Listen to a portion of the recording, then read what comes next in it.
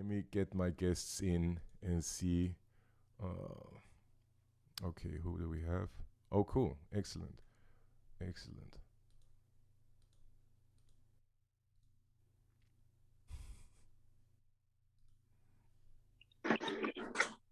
What's going on, gentlemen?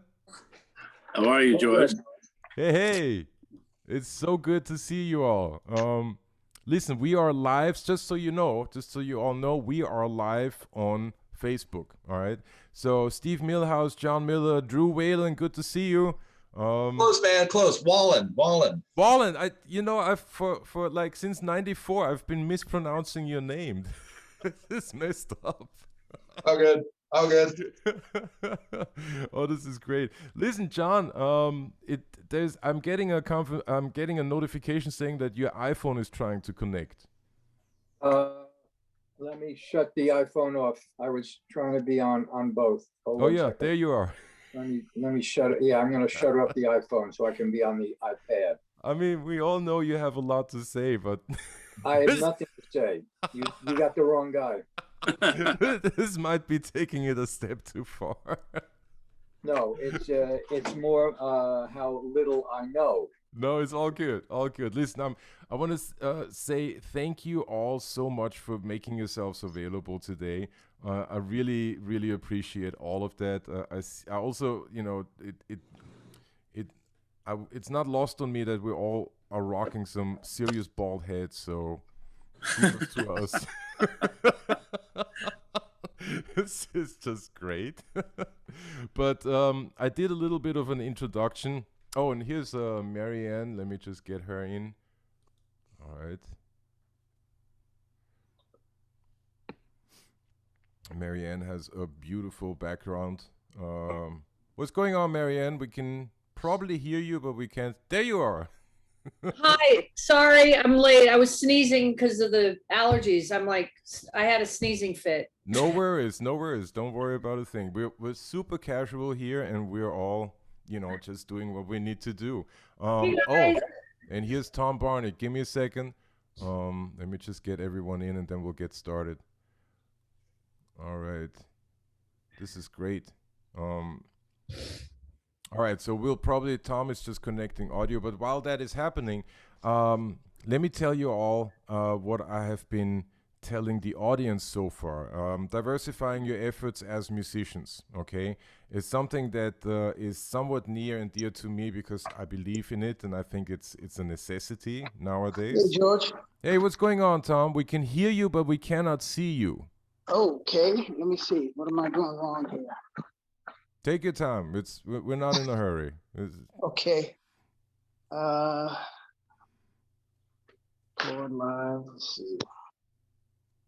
Make sure you're presentable. Video. There you go. You said make sure I'm presentable. Yeah, yes. Absolutely. All right, what's going on, Tom Barney? I'm so glad you're here. Yeah, I'm actually in the middle of something. One of the technician is here in my theater working some stuff out, so I'm walking around. He was on with the Marantz, the manufacturer. No worries. But he was using my phone, and I had to get him off the phone. It's all good. It's all good. Listen, you're here. Okay. You're here, and we're thrilled, and I'm thrilled that you're here. So that's really all that matters. Yeah. So let me just give you the introduction that I gave the audience. Diversifying your efforts. Tom, you know a lot about this subject because we had this long conversation where you actually brought up the idea of doing a panel situation. Right. And talking about, making sure that we as musicians have different sources of income, different streams of income. And basically, we work so hard at getting a gig. And then, we need to figure out what do we do with it. So I thought, what do we do with the money that we, hopefully earn from the gig? Yeah. I thought all of you who are here today would be great guests because you are all diversifying your efforts, because you're all branching out into, different parts of a career, of careers, different parts of the music business. Sometimes it's music related, sometimes it's totally not music related. And that, is super interesting, right? So that is one thing. I wanted to see whether you guys could talk to what it is that you particularly do outside of music. And then the other question that I just wanted to bring up right away as well is our definition of what it means to be a musician, right? Our business has done a 180 pretty much. It is not the same business as it was in the 40s, 50s, 60s, 70s, 80s, 90s, 2000s. It has completely changed, right? Wouldn't it behoove us as musicians to change with it? And that means having a different definition of what it means to be a musician, not necessarily seeing it as the only source of income, but seeing as one part of what we do. And, you know, as the title says, diversifying your efforts and making sure that we have, you know, several careers coming in. All right. So, let me see if anybody's TV is on or something. Make sure that it's turned off. Okay, hold on. Yeah. No worries. It's on. I don't know if the volume's. So, Steve Milhouse, why don't we start with you? I know you are in your shop right now, and Actually, I was gonna say, if you could give me a second, I have somebody here, so I'll be back with no you. worries. No worries. You take your time. Marianne McSweeney, I know you have to leave soonish. Why don't you start it off? Well, I'll just say that, you know, I've been playing music forever. I don't know, since I was 5. And because of the pandemic and the time, you know, it was like I kind of decided, not suddenly, but I thought, okay, I'm in the Berkshires. I love the Berkshires and I love real estate. So I got my license. I'm licensed in Massachusetts. I'm closing on a house hopefully in a couple weeks. I've learned a lot from that, but a lot of it relates to music in the way of coordinating and, you know, just getting back to people, communication. You know, I mean, I could tell you some really funny little real estate stories. I don't know if you want to hear that. Well, I mean, it's, you know, the real estate stories are great and we all have them to a certain degree. Nevertheless, what I'm interested in is, you know, on the one hand, you have a full workload as a musician, right? And on the other hand, you're going to have an additional workload as a real estate broker. I think, if that's the right term, you know, let me know. Well, I'm a actually the term is sales associate. There you go. And broker owns the brokerage. Got it. Right? And that's a different kind of license where you can actually, you know, have a business, but I'm a sales associate. Right. And basically I'm adding on to what I do. Right. I also teach. Right. And this whole year I've taught a lot of I got kids that wanted lessons 3 times a week. Right. And I was like, what? Okay.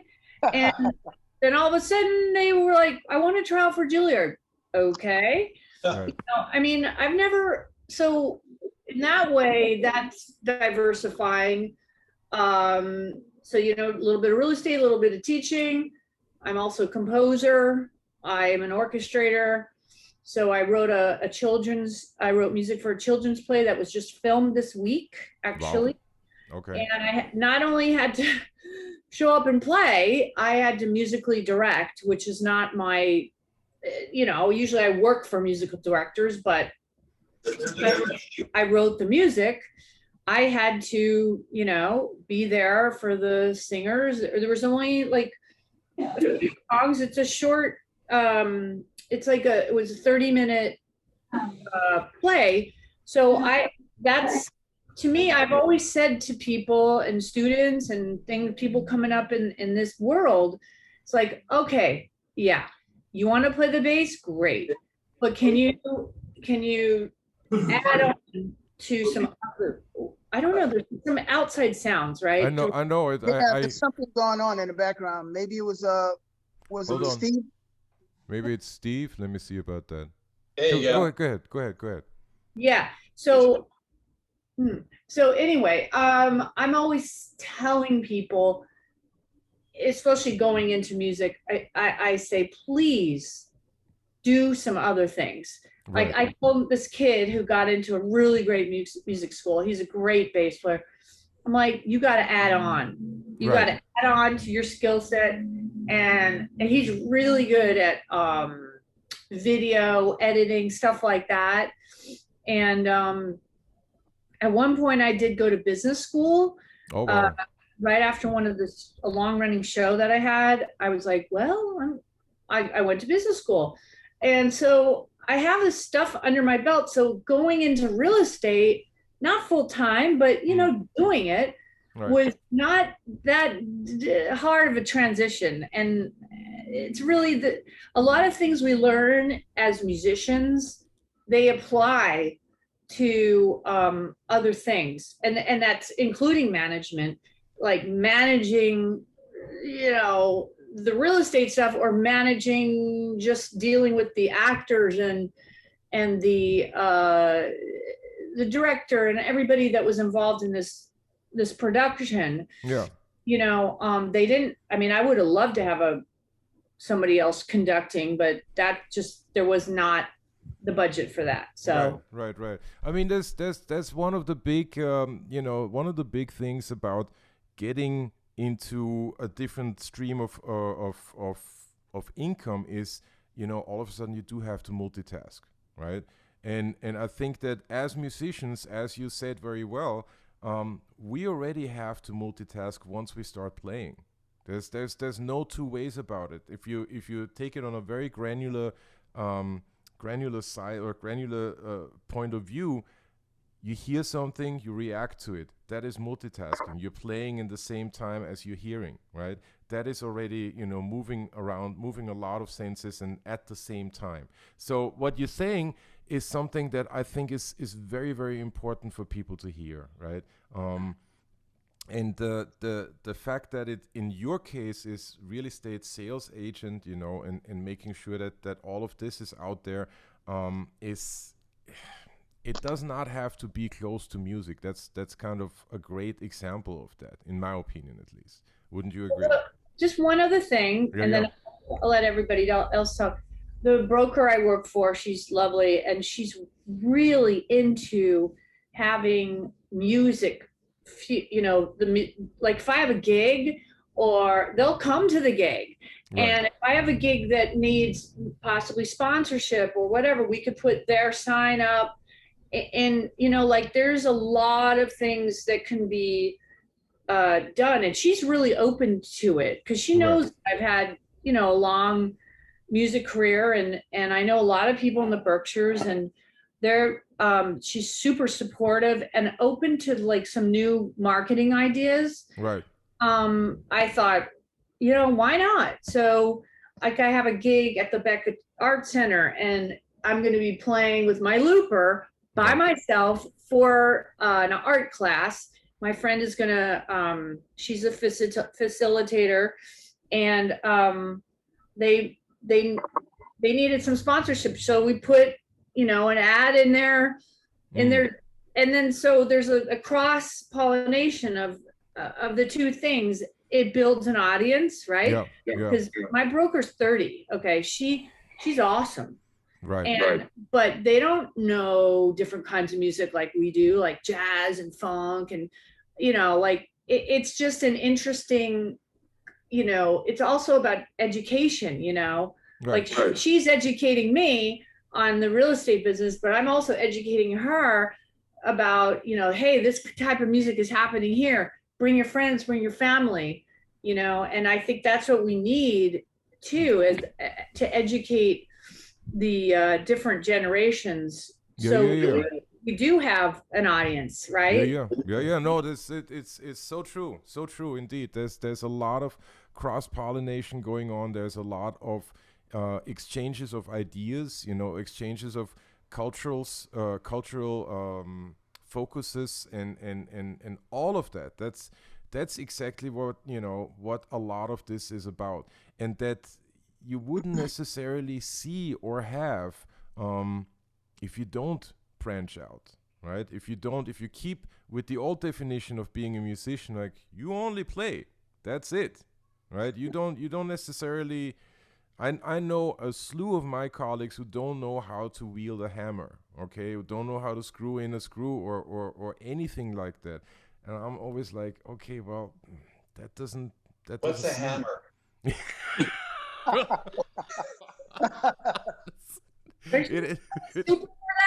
yeah, it had to happen. Like I set myself up for that. But that's, it's all good. I'm just using that as an example. So Steve Milhouse, why don't you? Thank you, Marianne. Steve, why don't you? I know you are in your shop. You are in your own wine shop right now. Selling wine as we are doing this. So why don't you? Now, I saw Tom with a glass of something that looked kind of wine-like, and then you're saying Steve above him is the one who's got the wine shop. I'm feeling a bit out of left field here. This is so Hey, messed Drew, up. that was grape juice. Oh, okay. Awesome. All right. Well, it's already after 3 o'clock, so. Yeah, I mean, and it's Friday, so I mean, But this is part of my profession. It's called tasting, George. Oh, That's yeah, right. sorry. This, of course. I mean, how could I? What was I thinking? Where's my rum? Where's my beer? I got like coffee and a bottle of water. This is lame. Yeah, I'm just waiting for this guy to tell me it's time for. Exactly. Yeah, later. there you go. I mean, oh, we got. We're off to a good start. Yeah, It's gonna man. take a while, I have a feeling. Awesome. Steve Milhouse, why don't you let us in on your efforts and what it is that you do? I mean, we all know you as an awesome bass player, but you have branched out into a whole nother thing, which I find fascinating. And why don't you let the audience know that? Yeah, 5 years ago, my partner and I bought a wine shop in Greenwich, Connecticut. So I've always been really into wine, and then from touring a lot in a lot of interesting places, and always kind of checking out the wines that were, the local wines from all the different places that I was. I started to get more and more into it, and then we found this store that was for sale, and at that point, I was spending so much money on wine. I thought maybe we should just get a wine store, but That's cheaper. well, you'd be surprised until you're actually in it. It's so we did it, and I had never been in any kind of business before. I'd never worked on any other job other than playing gigs. So it was pretty. My partner is very much a business person, an accountant and everything else. So I was the one that had to really do a lot of catching up in the business sense of things. Yeah. And I'm still nowhere close, honestly, after 5 years.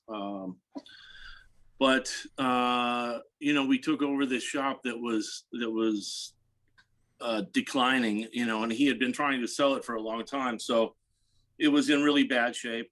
The inventory was terrible. So it took a lot to just get it back to where it was a viable, business, because the people that had worked here had driven everybody off. Also, the inventory that was here had driven everybody off. So it was. We in retrospect, we needed a lot more money to get into it than it seemed like we did. Right. So, now it's doing better. It's still very hard. But during the whole pandemic shutdown, it was of course one of the businesses that didn't need to close. Right. So it was good in that respect. Our sales shifted from like a lot of very high end stuff to a lot of very low end stuff. So the money was a slight increase, slight bump, but it was just mainly a difference in stuff that was selling. So then I had to alter all of my ordering and everything else, to match it. And it's since kind of getting back, to what it was prior. Yeah, most definitely. Yeah. More high end stuff and that kind of thing now that things are, going a little more normally. Back on the up and up. But Let me just interrupt you real quick. also I wanted to say this to Marianne before. All of you, please send me whatever the business is, email, websites, and all of that. I'm gonna put it into the description of this video so that, you know, once it's up on the YouTube, on my YouTube channel, at least, you know, if people are interested, they can find you and you know, let me know so I can put all of that information up there. Sorry, Oh, Steve, perfect. I just wanted to thank you. That's wanted great. to put that out there. All right. Yeah. So, but getting back to the wine store, I mean, it is a great, like, you took one of your passions and made it into another business, right? And that in and of itself is incredible, right? And speaks directly to the point that I'm trying to make about the redefinition of what it means to be a musician, right? Right. It's not only blinders on and do one thing at a time. You Right. have to branch out, right? Is that something you would say you would have experienced, Steve? I'm sorry.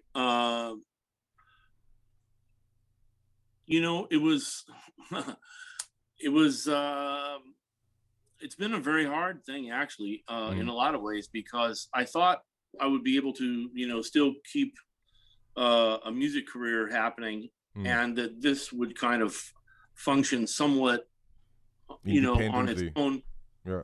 With, you know, also, I mean, with me still doing all the buying and all the tasting and everything, but it's been so hard to find employees that are decent, that it's made it nearly impossible to not be, you know, every time like I go out on a tour, even last week I finally had a gig in 14 months, and I was away in Kansas for a week.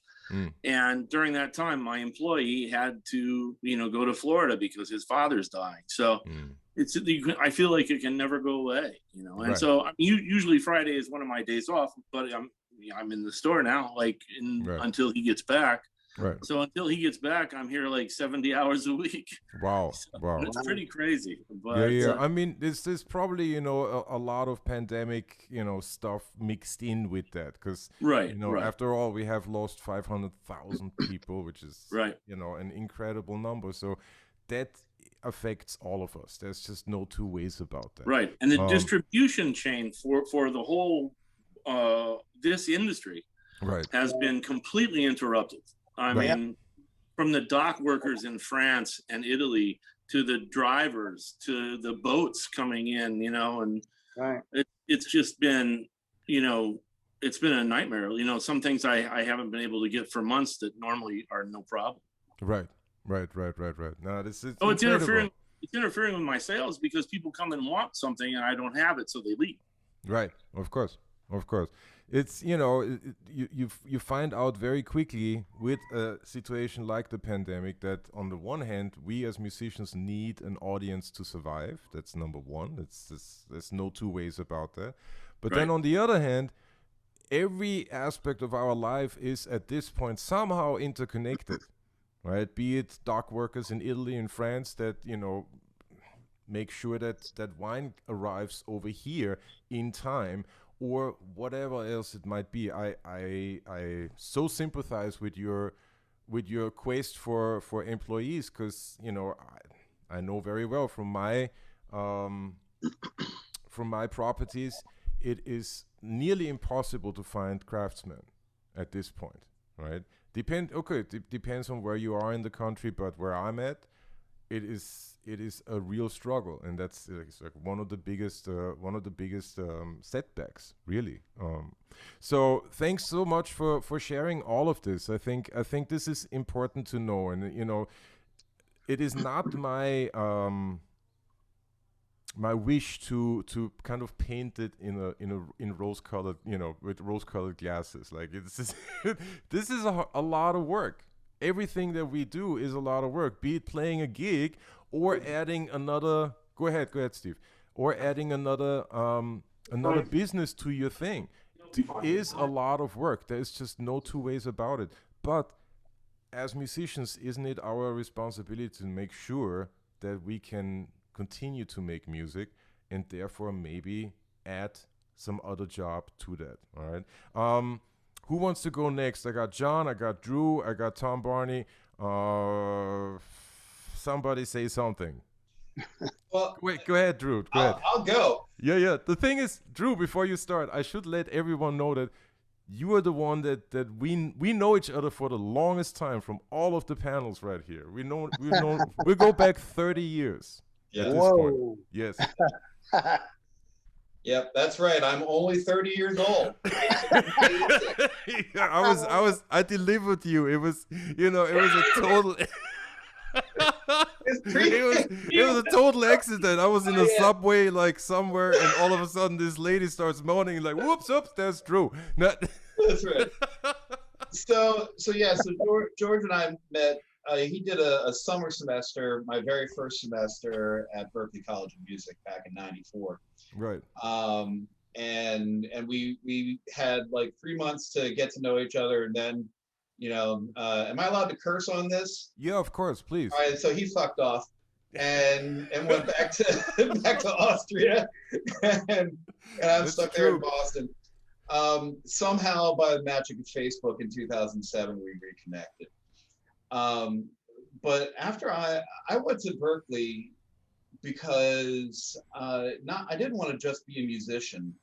I wanted to know I loved the music business program.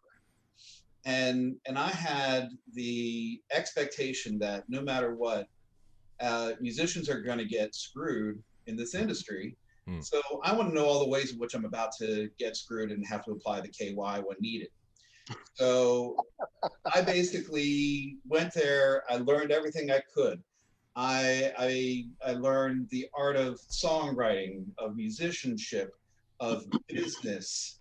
I got incredible internships with the guy who managed Aerosmith at the time, and then the guy who managed Pat Metheny at the time. And then I thought, all right, I'm going to go down to Nashville, and that's where I started my career. And I was the struggling musician like we all are, trying to find gigs, trying to be an artist, trying to be a songwriter. And in the process, kind of found some success, but I also, my time at Berklee and my time in Nashville, developed really horrible mental health issues. Right. I suffer from depression and anxiety and an eating disorder. And my eating disorder, my depression, and my anxiety were all made worse by the people who I was engaged with, the teachers who said I was too fat, that only Black singers could be fat in the music industry. If you're white, you better be thin. I went down to Nashville, and I'm a Jew from the north. All right. They were not super, like, get a nose job, lose weight, do this, do that.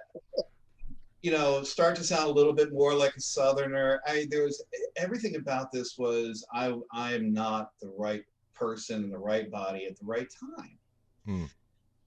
My eating disorder developed to a point where it was pretty serious, and my mental health really took a nosedive. In the meantime, I'm doing everything that I thought I was supposed to do. I tried to get record deals, I tried to get publishing deals, and nothing was coming of it. And I decided, you know what? I learned an awful lot from Berklee. I'm going to start my own label, start my own publishing company. And I did that. I found investors. I created all of that. I created a band. I put out my own record. It got the lead track got on a independent movie. Right. And I'm starting to think, all right, here we go. And then I fell into a world of despair. And the idea of actually having to go out, tour, do all those things that you have to do to be a musician was too much for me. I took a step backwards, and I am lucky enough that in that period I met my wife. We've been together now 21 years. But while I was still trying to be a musician, and I had songs that were getting cut, and I had a side hustle, which was I'm a good writer, and just writer. and I became a music critic for a daily paper in Nashville. Right. And all the people who I was trying to bust down their doors, they're now trying to bust down mine. And I was really happy about it. It was pretty fun. I took it. But I still, when my son was born, he was born with life-threatening heart and lung issues. And so I basically became a stay-at-home dad, and I left everything about music behind to take care of my son. Well, by the time he was about a year old, and he had literally died twice in front of us. Oh. Like his heart stopped, and we had to resuscitate him. And I'm like, I gotta find. I know I'm never going to be able to have a career in music again and still be able to take care of my kid the way he needs to be taken care of. I have to figure out what next. And it took a long time. The thing I realized, what is the thing about being a musician? It's about listening. Right. Responding and getting the heart and the soul of what the other person, the audience, or just the one individual that you're trying to communicate with. And I realized that ultimately is the job of a therapist.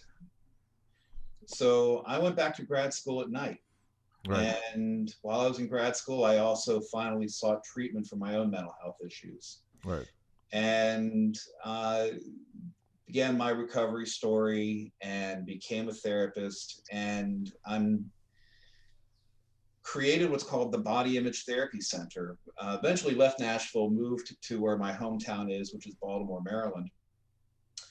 And I had I used everything I learned about the hustle of being a musician. You don't just be a therapist. You got to market. You got to have business plans. You've got to be able to do the work itself. You've got to be able to network. You got to be able to do all these things that you learn as a musician to be successful.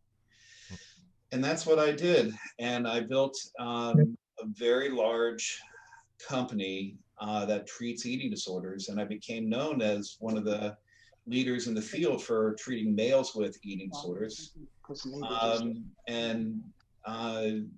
That's really been my heart and soul work. And finally, I realized, okay, where's my heart and soul? And my heart and soul was still in music. Right. And so I have gotten back into the music world for the last 6-7 years. And I went from being pop and country to now I played in acoustic hip hop groups, playing bass and guitar and singing. And it's amazing the journey that it's been. And you learn all those other things. Make my own videos, put out my own records again, created a new record label. I'm back doing all the things I did 25 years ago and redoing it all over again, but this time with a son who is now, I'm feeling incredibly happy and blessed to say, he is about to turn 19. Right. He's going into his last year of high school, and I am now about to retire as a therapist because I sold my business. And I can now go back to being what I ultimately wanted to be, which was, all right, I've got a successful son. Now, all right, here I am. I'm 48, almost 49. Let's go be a musician again and get back into that world. Crazy. And so, it never stops because it's still the heart and soul of who I think we all are. Right. But you have to recognize that life is not going to always allow you to do just what you want you to do. Right. You gotta be living in the gray and go where life has to take you, but it's never a cutoff.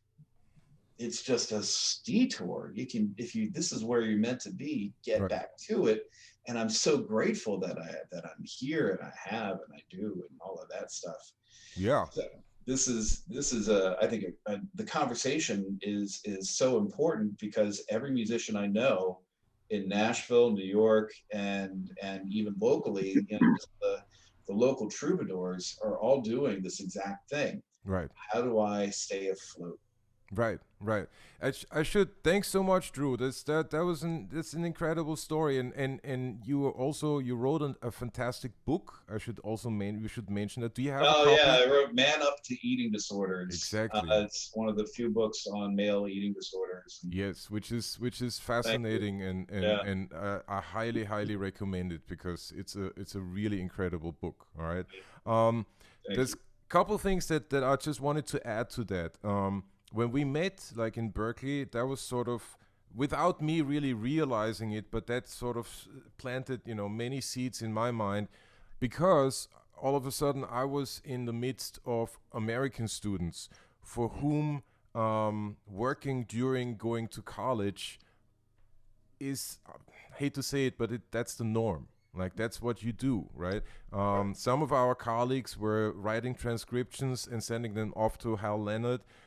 Some were teaching already, some were doing a multitude of jobs. In Austria, that was not the case. In Austria, studying is free. College is free. Like, so there's like, I think our what do you call it? Our fees, right? Um, and I'm not kidding you, would come up to $20 a year. That's a beautiful, beautiful thing. That's the reality of the situation. Like that's Yeah. what you pay to study in Austria. It's a whole different system. So I was not used to that kind of industriousness and drive, really. And I thought that I found that incredibly inspiring, right? You know what, but I want to say, when I met you back then, you were coming at it from a standpoint that I thought most of these kids were not.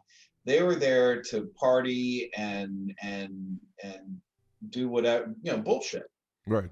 And you were that guy who came in with that attitude that I think came from studying at the conservatory in Vienna, Right. which was, let's get to work. Yeah. And that is, I think that's a remarkable thing. Oh, that's very nice of you to say. I appreciate that. I also did party, so. Well, I remember this one time you wielded a trash can, literally, because to hide, we were in the dorms, to hide what he was bringing in, this big metal trash can of beer for a bunch of underage. Yeah. He was the only one who's 21. You have to understand, like that whole 21 bullshit is like, that doesn't exist in Austria, right? That there's like, we are adults, we are legally adults when we turn 18. So at the time, like 21, what are you talking about? Oh yeah, no, you were a very popular man in that hallway. Yeah, I was not anymore, but now, back then, yeah. Anyway, Drew, thank you so much. This is awesome. It's again, like all of these things, multitasking, all of these ideas of hustling, the hustle as a musician, does translate into any other career. That's very important. And it's entrepreneurship. You are a business, and you can't just think that you're anything else. Yeah. You're not totally just an artist, or else you're not gonna make a living. Yeah, most definitely. Listen, John Miller, Tom Barney, who wants to go first? Tom, you're unmuted. Hold John, on. you're muted. I'd love to hear what Tom is doing, because I just know Tom as a great bass player. So I'd love to hear what other sides of Tom's life he has going. You're in for a treat right now, because Tom was a big inspiration to me. Tom, go ahead. Let us know what you're up to. I pretty much cashed in my chips. Right. So, I have dual residency now. I'm in Georgia. I built my retirement home here, and but I'm going to go back to do Lion King. Right. And I'll probably do, I'll work on and off, and Yeah, and you were the one who definitely inspired me to go into home ownership and absolutely, and being a landlord, and talk to that. Well, you've been in the pit. You've see the culturally it's very different for people of color. Right. When it comes to like TV, Broadway, and things of that nature, because there aren't many of us in there. We're unicorns pretty much. Right. So you have to figure out what it is, that will carry you through those moments. A lot of, I'm just speaking because I am Black. So, Right. a lot of us are relegated to doing tours and things of that nature. Right. So, and which is great, but, you have to be responsible for yourself and the monies that you make at the time. Yeah. When we're younger, a lot of folks get into buying like 3, 4, 5, 6 bases, they pay $7, $8 grand. And, I guess that's an investment in yourself. But I had a mentor when I was in college who had me read a lot of books Right. on real estate and investing, stocks and things of that nature. And so I did. Yeah. And, once I finished school, I bought my first place. Right. And, I tried to delve into real estate and real estate investment trusts and things of that nature. And you have to find your comfort zone. That's Right. the basic thing. You have to find what's comfortable for you. And I found myself in the stock game. I found myself being up 4 or 5 o'clock in the morning, waiting for markets to open overseas. And that's crazy stuff, Right. Right. So that got to be a drag. I got a pill for that. Yeah, huh? I got a pill for that. Don't worry about it. Yeah. So I found real estate, from buying my own place, I found it to be a comfort level for me. So I just started investing in real estate at an early age. And I would tell all my friends, instead of buying, bases and things of that nature, sleep in your bank. Right. And that's what I did. And so I wound up purchasing a lot of things. And now within the real estate realm, you have to get a comfort level as well, because Right. I've done multiple family units and, apartment buildings that are, 10 family units, whatever it is. But you learn quickly, Yeah. the money, the reward is greater, but also the risk is greater in terms of things like, if you have a 3 or 4 story building and there's a water leak on the 4th floor, guess what? Yeah. You're on the hook. You're on the hook for about 4 apartments. Right. Right. So you have to find your comfort level in that respect as well. So, I narrowed it down to just strictly 2 family houses, and in later years, just buying single family homes. And that was it. And I think the other thing is, being a New York musician, we're kind of in our own bubble, but don't be afraid to venture out to places that you would not normally think about, Right. because, I had ownership in New York and Jersey, and it's Right. very expensive, especially now to buy, a single family home. You spend anywhere from $500,000 to, $400,000 or $500,000 easily. Right. So if you go to places like, and you have to do your homework and you have to go visit and spend some time in these areas, but if you go to places that are outside of the greater New York area, you can find some great prices on properties. Right. And that's what I did. For example, when I was out with, you remember, George, when I was doing the residency with Bette Midler. Of course. Yeah. Yeah. 2 years. I just banked a bunch of bread, man. And what happened was, as a principal in her, it was like a 17-piece, band or orchestra, whatever you want to call it. The thing about it was we had our own condos, right? And so Right. the condos were fabulous, man. When we first got there in 2008, the condos, the market had just crashed, right? Right, And so right. those condos were worth about $475 because I inquired because I was thinking about buying one. That By the was in Las Vegas. In Las Yes, Vegas. Yeah. That's Yeah. right. And by the time we left Vegas, that, just over the 2-year period, that same condo was about $125. That's crazy. From $475 to about $125.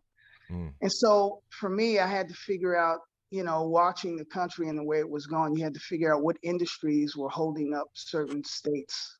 And Vegas had, the gaming industry, of course. Florida had tourism. New York had, a lot of stuff, but New York was really not on the table because of the cost. Right. So I looked at other places, and I wound up buying a bunch of stuff in Michigan because, you know, you had Ford, GM, and Chrysler. Right. So, you know, my thinking was, if they go under, we're Right. done as a Right. country, because, you know, if you get a bolt, you know, the Right. bolt might be manufactured in Iowa or Des Moines or so, you know, plastic, you know, all Right. that kind of stuff. So that's what I wound up doing. I wound up, you know, just buying outside of New York, Right. and it worked out. Yeah. That is an incredible story, and so close to my home and to my heart, because that's also where I invested. Right. Yeah. That, you know, Invested in Detroit. in Detroit. I Yeah. invested in a few places, but Detroit was one of the main holdings for me. Yeah, I had Yeah. about 5 or 6 pieces in Detroit, Right. and you know, it was amazing. You know, I couldn't believe it because, you know, Ohio, you know, like Toledo's right next door and places like that. You know, you can get a 2,000 square foot, four-sided brick home with, you know, a quarter or a third of an acre of Yeah. land for like 50 grand. Right.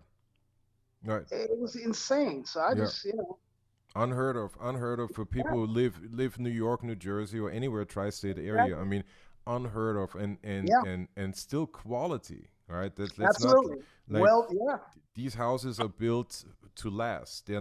They're not going anywhere. Right. Yeah. Steve, Did you you feel wanted to like say it something? required? I had a question for Tom.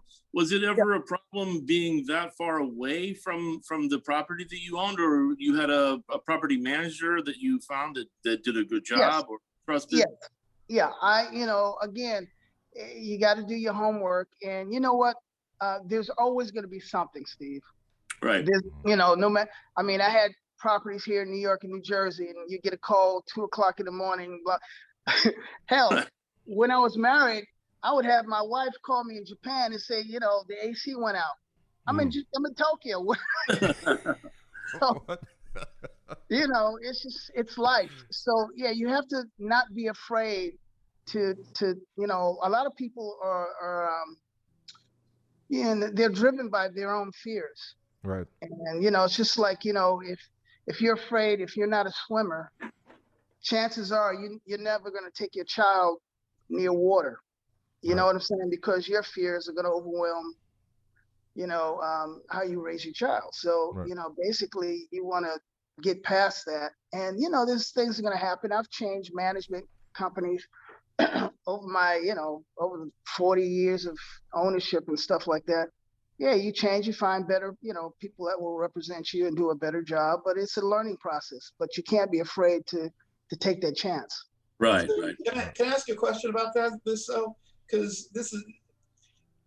you had a mentor, as you said, when you were studying at university, Yes. who introduced you to that concept of think outside of this world. Absolutely. I'm sure most of us have experienced with our peers and friends who are like, I can't do it. And I hear this a lot from musicians, is like, I'm doing this music because I can't do anything else. I can't see myself doing anything else. What do you think causes that sense of fear that prevents so many from taking that leap to being in that state of discomfort? You know, musicians or anybody in that. Yeah, you know, it's a tough question to answer. I grew up in a music household. You know, my dad was a very popular, famous, great musician, and he never instilled any barriers in terms of the only fear he instilled in me was after my freshman year of college. I came home and I did my first Broadway show. That was my summer gig. I did Raisin for the summer in like 75 or something like that. And I was making probably $1,500 to $1,600 a week doing that and doing record dates and stuff like that. And I'm just going in my sophomore year of college. And, you know, I told him, I'm not going back to school because he threatened me and it worked. So that was the only fear I've ever had with my dad, you know. You know, so you have to make a decision. Do you take the red pill or do you take the blue pill? And so I took my ass back to school. But, you know, your parents sometimes, you know, they have a greater vision than you do at 19 years old. You don't know anything. You're just full of piss and vinegar.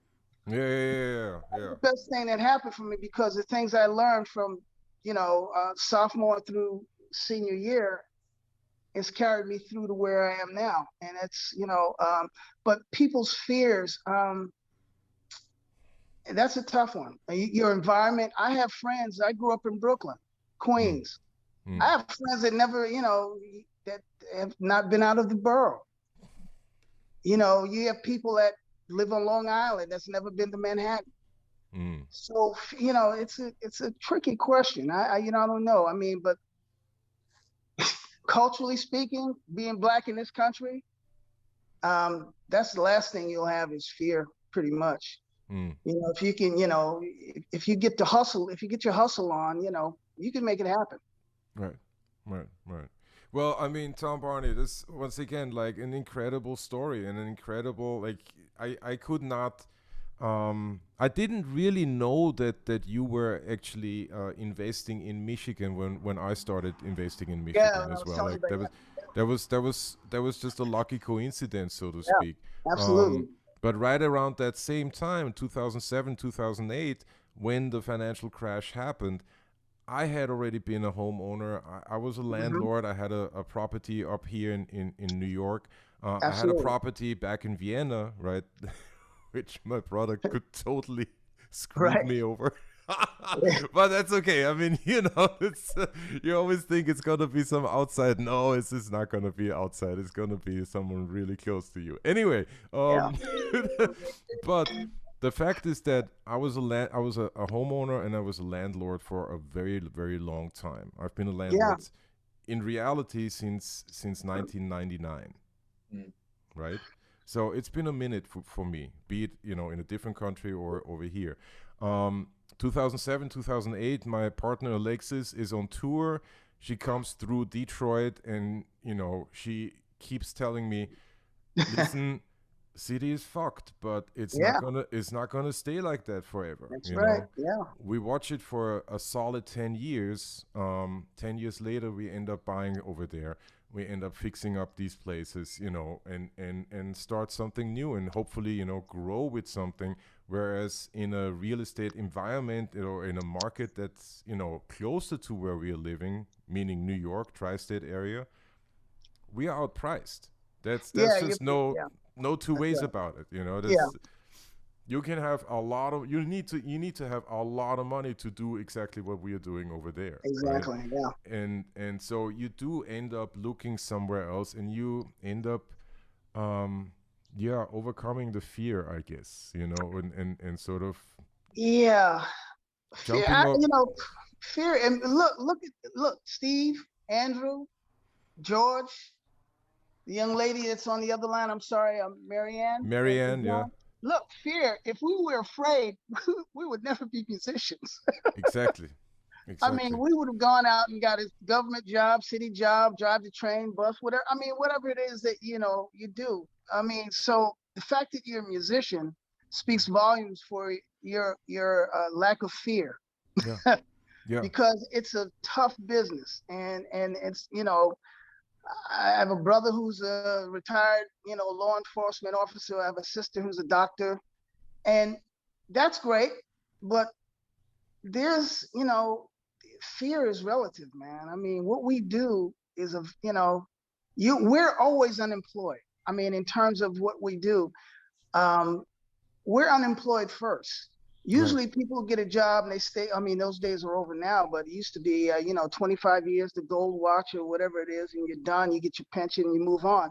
But we had none of that stuff. Even, you know, my dad, who did a lot of I mean, he kind of dropped the breadcrumbs for me because I had no clue, but I knew what he did and I knew I loved it. And, you know, I grew up on Sesame Street. I grew up, you know, I would see my dad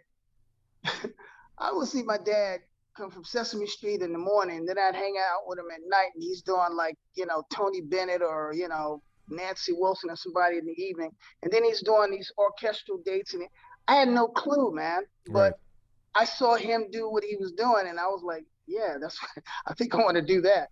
So I'll be over there. Yeah. So, you know, but again, culturally, as a person of color in this country, we tend to be relegated to certain areas of this business. You know, not many folks of color realize there's a corporate side of the business. There's television, there's Broadway, there's, you know, there are a number of areas. There's writing, you know, there's jingle, there's all kinds of stuff. Right. Let me just mute Steve real quick. Keep going. Yeah, no, but I'm saying, you know, there's a lot of areas that we're not included in, but they do exist. Right. So, you know, like, you know, I've been doing the show for a while and I've been doing Broadway, but, you know, we're like unicorns. Right. You know, you'll have a pit of 24 people. I'm the only person in the pit of color. Right. So, but you have to let people and younger people know that it does exist. And you have to try to create those opportunities for yourself to be one of the unicorns, I guess, you know, until things change. Yeah. So, but in the meantime, I would always tell people, especially the younger kids that I talk to and try to mentor, is that, you know, if you get a tour, it doesn't matter if you're doing hip hop or whatever you're doing, take that money and invest it in yourself. Buy your first condo, buy your first apartment, whatever it is, just buy it. And, you know, I have 3 or 4 young folks that I've been hanging out with and doing, you know, different sessions with over time. And I know 2 or 3 of them that have 3 or 4 places now, just because of the mentorship and, you know, explain them how things work, how to navigate. Yeah. And that's the way we get out of this quagmire, because unless, you know, you create it for yourself, waiting for somebody to help you to do something is not going to work. It's not going to happen. It's so, just not going to happen. Yeah. And so I think we have, you know, we have the hardest job in terms of being musicians. It's a very difficult thing to survive being a musician. Period. Period. You know. So let me get to, thank you so much, Tom. This it's incredible. I mean, and again, like I do want the audience and I want all of my guests to know that the reason why we're sitting here today is because I've had this conversation many times with Tom Barney, with none other, right? And he was the one who said, you know what, you should do a panel about this, right? Yeah. And here we are, right? This is important. This is important going forward. And right now we are at a place, because of the pandemic, because of a complete unknown, right? That where we all had to reset, where we all had to pause. But you know, hopefully with that pause comes a new beginning, or comes a continuation into something that perhaps is including things that we didn't include before, right? So that's why we're here. You know, that was really brainchild of Tom Barney. So anyway. Go ahead, Tom. Go ahead. No, I was just saying, people, you know, the pandemic is you know, as terrible as it is. Yeah. People have learned to sort of create new opportunities for themselves. Yeah. And they probably would have never done it, but for the pandemic, you know. Right. So, not that you're saying it's a good thing, but you know, things happen. You know? Right. For sure. Listen, John Miller has been waiting all this time very, very patiently. Thank you so much for your patience, John. But I did wanted to have you on as a guest today because, in a larger sense, what you're doing as a contractor is diversifying your efforts. You had and have a very productive career as a player, and at the same time, you started this whole nother branch with contracting. Now, how long has it been? 30 years ago? 40 years? First show was 1981. 81, there you go. All right. So what's your take on diversifying your efforts, and how did that kind of how does that manifest itself in your life? Well, before I talk about my life, first thing I want to say is you know, Tom Barney has as close to a government job as any musician can possibly have, which is having the bass chair at Lion King. And what's unbelievably impressive, and I hope that a lot of people listening in are hearing this, that a lot of musicians who would have a show like Lion King would say, hey, I'm set for life. And really, Tom's story is extremely impressive and reassuring to all of us that, first of all, there is going to be a time, believe it or not, that all those musicians at Lion King, one day they're going to get there and there's going to be a notice on the bulletin board, the show is closing in 2 weeks. But Tom, along with the success of that show, has really looked closely about all the skills that he has. And it just, is reassuring to all of us that musicians are extremely smart, well-read, and fiscally very, very savvy.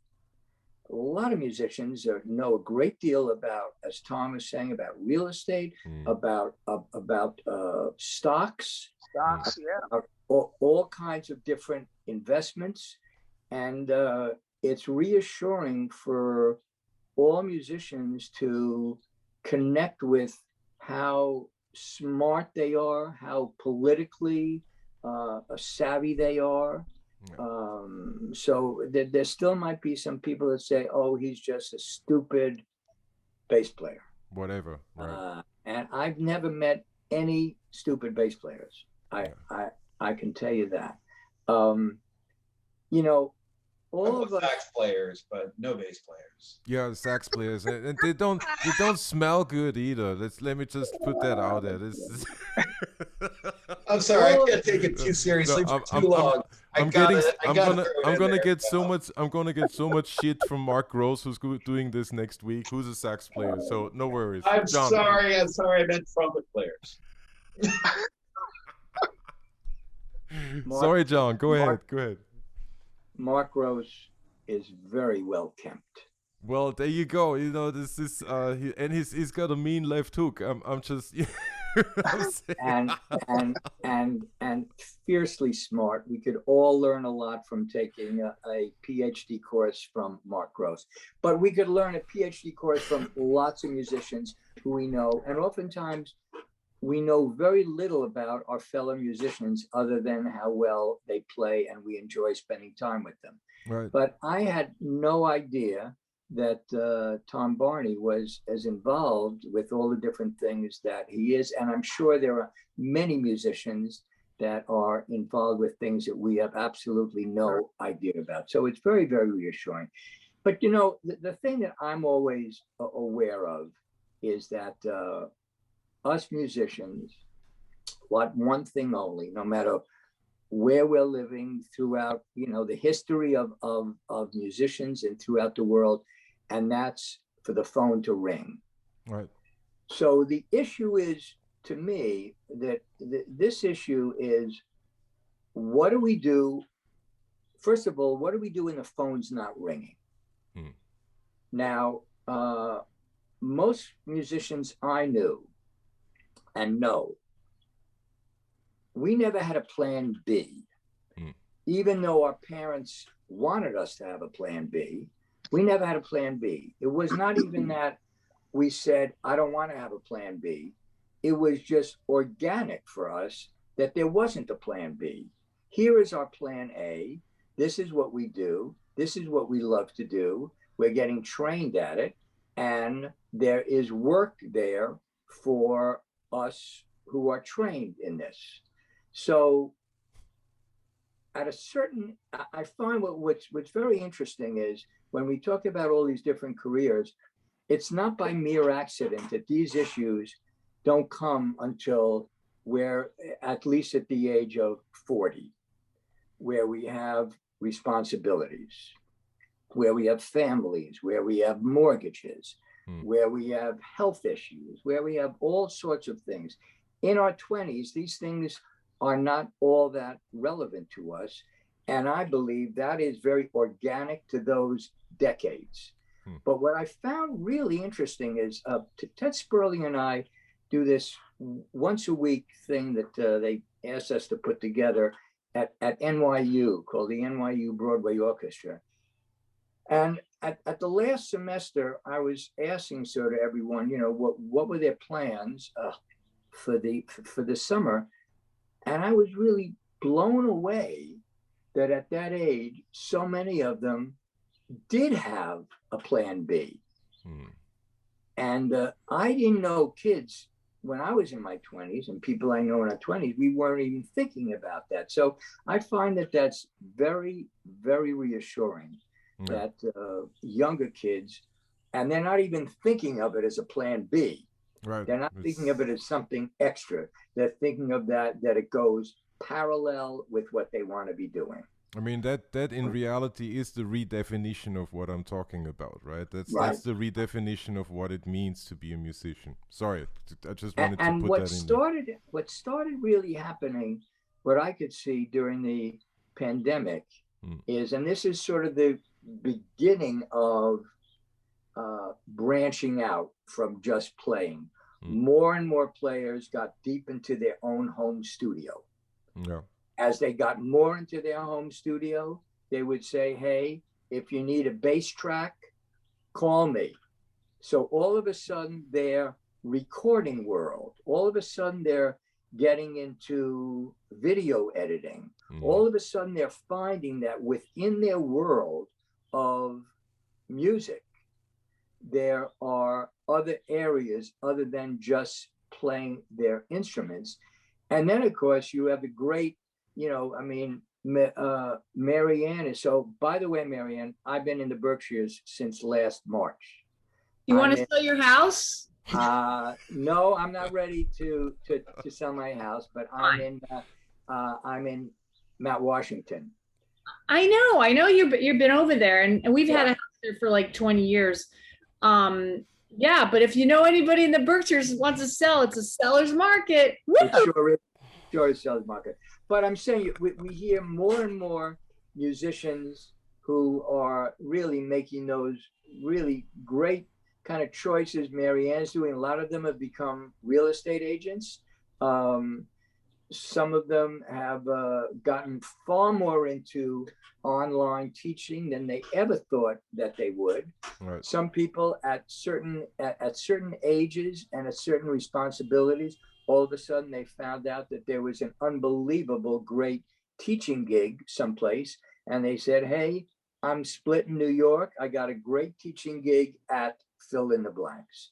So I think if there ever was a stigma, and I don't know if there ever was, but if there ever was a stigma, if there ever was something where musicians were embarrassed to say, hey, I'm also doing this, but I think those days are over, and I think it's very reassuring that those days are over.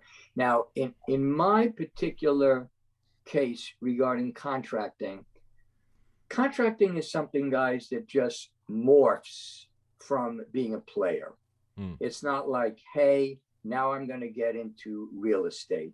Hey, now I'm going to get into opening up my own wine store. Right. All of us musicians, my belief has always been, we are all each other's contractors. Right. Someone will say to Marianne, can you get a string quartet for my wedding? Boom, she's a contractor. Same thing with Barney, same thing with Andrew. So all musicians always get called from someone, hey, can you help put something together? So right away, they are the contractor. They are responsible when anything goes bad, when their best friend shows up late, when their best friend puts his guitar case right in the middle of the dance floor, when the best friend is eating all the foods that the guests are supposed to be having. They're responsible for that. And I have always encouraged every musician I've ever met to at least one time put themselves as the leader, because once you're the leader, you have a greater understanding of what you want to be as a sideman, and more important, what you don't want to be as a sideman. But from my end, as you talked about having both careers, as someone who wants to be hired and someone who's in really a wonderful position to be able to offer deserving work to deserving players, And the brutal part for me, which is really very rough, is not to be able to offer deserving work to all the other unbelievable amount of deserving players. There are only like, I don't know, 25 Broadway houses, and each has one bass player, and there got to be, 400 just in New York City, great bass players. So for me personally, the downside for me of being a contractor, and it's painful for me, extremely painful, is that most of the phone calls that I get, and I understand this, are people calling me looking for work, when I still want most of the phone calls for people calling me to play. Right. Now, I really got it that just look at all of you guys, and we all know probably 20, 30 other great bass players also. So I got that there are great bass players in New York City. I got it. But so people have their choice on all instruments. Right. Who do you want to have be playing drums? Well, we all know of probably 50 drummers who deserve to be working all the time. So that's the tricky part. So it's not like I decided at a certain point to become a contractor. It just when I was moved asked, into it. When I turned it down.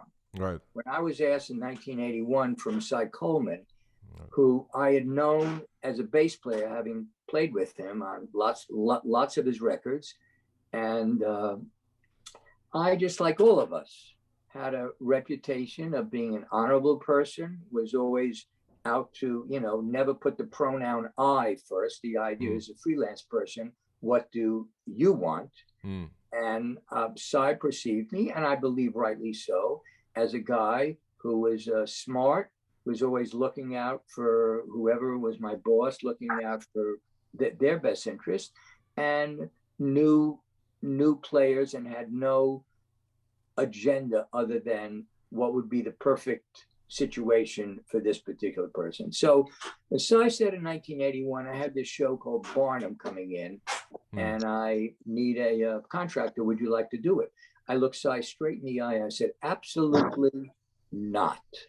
Right. He could not believe it. He was incredulous. He said, why? Now, I knew very little about Broadway. I had subbed for the great Chuck Israels on the original Promises. I had subbed a couple of times at the original Grease for John Trivers. And I had subbed a couple of times when Paul Schaefer was the music director when Godspell was at the Promenade Theater.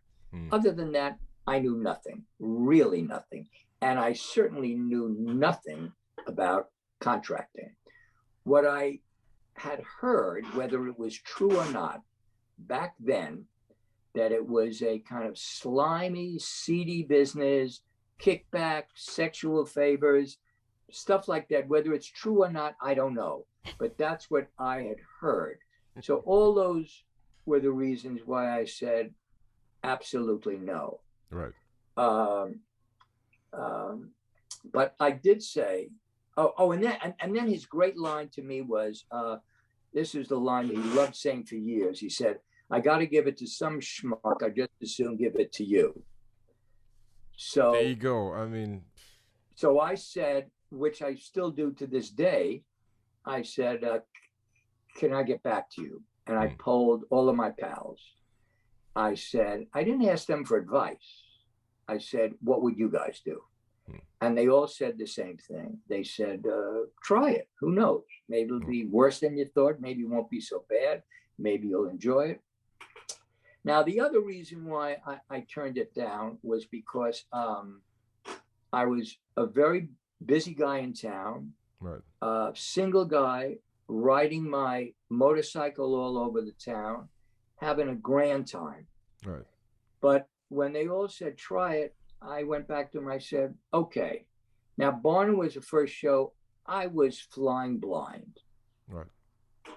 if Cy felt as though I did a good job for him, producers felt I did a good job for them, and I would not have done a good job for any of them had it not been for the unbelievable, gracious advice that all the players who I hired kept on giving me. Because every step of the way, I would call up on Monday. I said, okay, here's what's supposed to happen Tuesday. What am I supposed to do? So everyone really graciously mentored me for the next day. Right. So in terms of being able to say, George, that, you know, if someone wants to get into contracting, I don't think it's as big a decision as, like, it's the same thing as Milhouse saying, I'm going to open up a wine store. Right. As Marianne saying, I want to get into real estate. Right. Andrew saying, I want to become a therapist as well as this. The contracting thing just morphs into it. And as I see more younger people becoming contractors, they're all players who are well respected, and they have relationships with conductors or whatever, and they trust them, and that's how those things come to be. I do want to put in a compliment to Steve Milhouse's wine store.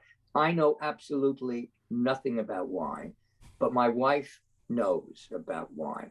But we called Milhouse and said, can you recommend, you know, we'd like to get a case of wine.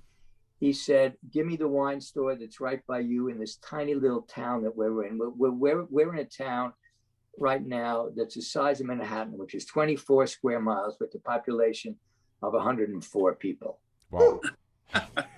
You gotta go 6 miles, you gotta go 5 miles to get a loaf of bread, but at 5 miles, there's a wine store.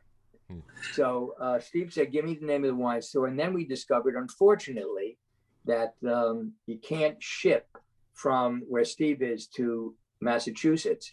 But Steve was an unbelievable fucking mensch and spoke to the people at the wine store, told them exactly what we should get. They dug dealing with him. We went down there, got the wine thing, a case of wine, which my wife loves. And then not too long ago, we wanted to send a case of wine to a friend of Connie's and called back Steve and said, Steve, can you do the same thing and get it sent? And so I urge any of you, if you have any wine needs, he gets it done ridiculously quickly with, and I'm saying this from a guy who doesn't know wine, but from people who know wines, they say his taste is impeccable. Just phenomenal. Well, there you go. Thank you, man. Appreciate well, listen, I mean, John, that is, you know, that what you're speaking to in terms of contracting and playing and having like these two seemingly different parts of the career together. That's exactly the reason why I wanted you here today, right? There is I mean, I come from a background very much like Tom's. My father was a musician as well. Yet my background was that unless you play your instrument, you're not a musician. So meaning if you as much as, you know, step over to the piano and your instrument is the guitar, you're not a guitar player. Okay? If you as much as have an interest in arranging and you're a bass player, you're not a bass player. You are only a bass player when you are a bass player, right? When you play the bass. That's it, right? Understand that that's very, very different backgrounds, right? Even though there are similarities.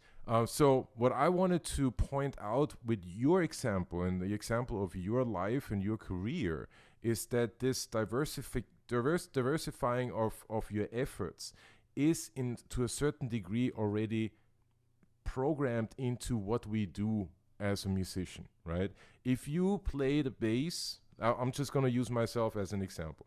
If you play the bass and you study music at a school, you're going to have to learn to play the piano, right? There's just no two ways about it. Maybe out of interest, maybe because the curriculum says you have to do it. That's already part of the diversifying your efforts, right? That is the starting seed that leads you towards arranging, that leads you towards orchestrating, that leads you towards whatever it might be. It opens up your ears. All of that is part of diversifying your efforts, right? And it inevitably, or I shouldn't say inevitably, but eventually it leads you down the path that you have gone, John, where you end up in a different area of the business, which is now contracting. Some of our peers end up in a different area, which is orchestrating, right? Which is arranging, which is writing music for a specific reason, be it a movie, be it a show or a musical theater show, or be it jingles, be it, music for sync, whatever it might be. So all of those are, in my opinion, right, already examples of diversifying your efforts. They are already happening, but it would behoove us to be aware of that, right? And see it as such, and not necessarily shy away from it, right? Because at the end of the day, there aren't that many venues anymore. That's what it is, or avenues, I should say. So I'm sorry, go on. Go ahead. My first day, I went to music school at the University of Michigan. I went as an applied bass player. Right. My first day there with the bass teacher, who happened then to be, believe it or not, the only probably time the bass teacher was the dean of the School of Music. Wow. And I'll never forget, and in hearing Tom Barney's thing, I wish that my bass teacher had been as smart as Tom's mentor, because my bass teacher said to me, I was telling him about, I have to take one non-music course every semester. And he said to me, listen, don't spend any more time on that non-music course than you have to do to be able to pass. That's not why you're here. You're here just to become a bass player.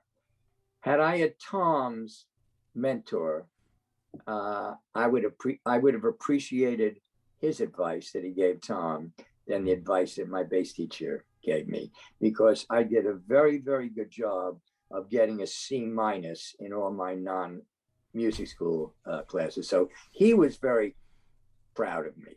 Right. And that, that again, like, speaks to why I'm putting this whole thing together, the redefinition of what it means to be a musician. Right. It is, we're not in the 40s anymore. We're not in the 50s, 60s, whenever. We are not there anymore. It has changed in a major way. Studio work, just as an example, studio work in New York City, and Tom Barney can attest to that, was popping back in the 70s, back in the 80s. I mean, they couldn't turn it around fast enough. In the meantime, everybody has a studio. I have several in my house, okay? And I mean several. Like, that's what it is. Like, if I want to record in this room, I'll record in this room. If I want to record in my bedroom, I'll record in my bedroom. And it's the same quality as A&R studios, okay? Right. So our industry has changed. That's just what it is. And our definition of what it means to be a musician should change with that. I'm not the one, I don't have the authority. I'm not the one to say has to change with that. But I know that for myself, from my own view or point of view, it has changed. Okay. So I want to, kind of close it up today, because we've been on for an hour and a half, and I want to thank all of you for all of your patience, for all of your stories, for all of your testimony and insights, right? I really do hope that the audience out there hears what we are saying, and I believe that they do, because there has been a lot of interest in this particular panel. Once again, I do want to just say, does anybody want to close it out with something? Any words of wisdom before I close this out and leave us? Well, I wanted to hear from Steve, but that was quick. Well, I would like to ask Andrew. Andrew, I'm embarrassed to say I didn't know of you until this very Zoom thing, but I'm wondering, what do you tell musicians that in this past year were really extremely depressed? It's a wonderful question. The source of depression is a sense of hopelessness, right? Mm. And hopelessness is often a learned concept. Mm. Most of us are not born with hopelessness. We're taught hopelessness. And so I talk about, what does your self-esteem start from? It starts from basically two things: my sense of worth and my sense of ability. Essentially, I'm worth doing it and I can do it. Mm. And if we can work on those two things, most likely you're going to find your hope again. And if you can get that going, you can start making chunked plans. Unfortunately, most of the time, what depression comes from, or other than the organic depression, you know, not the sort of forced isolation that happened, loss of job, you know, those are the environmental impacts that can lead to depression. But it's that sense of, I don't know where to begin. Hmm. And so just like any one of us who started into music or into other careers and other ventures, you start by first acknowledging what you're really experiencing. What are you feeling? Honor it. Don't try and avoid it. Don't try to say, I'm not really feeling that way, or I shouldn't feel that way. Mm-hmm. Honor it. Give yourself a sense of empathy. Right. Educate yourself about what you're struggling with. And then start the work of figuring out in chunks, what do I do first? And then what do I do second? And don't worry about the end goal. You'll get there eventually. Right. Good. Yeah. Very nice. Yeah. Yeah. That's, I mean, could not have said it better. I wish Steve was here because I'm about to close this out. But I know that. Just tell Steve that you want to order a case of wine and he'll run right back. Steve, we need some wine. See, it doesn't work. It's he's taking care of business. Hello, you know. And that's it. Business comes first. Personal comes second. Way later, right?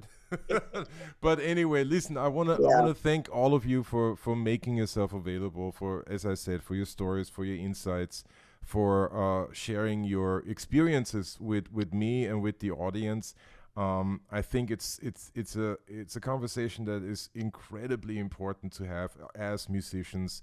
You know, it's just something that has to be that we have to make part of our being, right? And because as Tom Barney said, nobody else is going to look out for you. And I 150, 200% agree with that. Like, we have to make that part of our picture, big picture. It helps, and I do want to say that as well. I do want to give credit where credit is due. It helps to have a partner who understands that and who talks things through with you, right? It helps to be able to listen to a partner who understands and who talks this through with you. This is very, very important. I'm in a very fortunate position because I have a partner, and I do talk to her, and I have friends and I talk to them. And you know, be aware of your own curiosity is something that I would also add to the mix when it goes to diversifying your efforts, right? Be aware of your own curiosity, because the curiosity is going to make it possible that you listen to your partner. It makes it possible that you listen to your friends, that you listen to, you know, your elders, right? That you listen to the advice that a musician from over here can give you, et cetera, et cetera. That's you know, and with all of that, the minute you focus on that, to come back to what Drew was saying earlier, you know, or what asking about earlier, you focus on listening, you focus on getting the information in. You don't have time to focus on fear. At least that has been my experience. You know what I mean? There's just no. It is, my curiosity is taking over, and my nervous system is humming, right?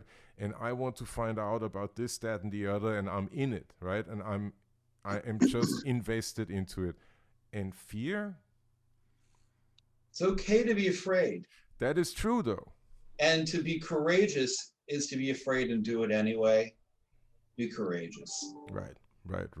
Well, on that note, listen, Steve Milhouse has rejoined us. So I want to wait. You're still muted. Sorry. No. I have people coming. So listen. I am thrilled that this is happening. You know, at this point, live He's on multitasking. Facebook. Hello. Cool, man. So listen, thank you all for being here today. I really cannot express my gratitude enough. You know, I'm gonna just sign us out as I do every week, and hit the end button. But keep in touch, take good care of yourselves, take good care of your families, and you know, in the not too distant future, we're gonna see each other face to face. There's just no two ways about that. Many thanks to the. He's gonna hold a wine tasting. That's what's gonna happen. Hello, you know. You're all welcome. There you go. Many thanks to the awesome Marianne McSweeney who had to leave early. She was kind enough to send us a wonderful message. So as I say every week, be kind, be cool, and remember we only have each other. And I'll see you all next week. Later. Thank you. Bye, guys. Thanks, George.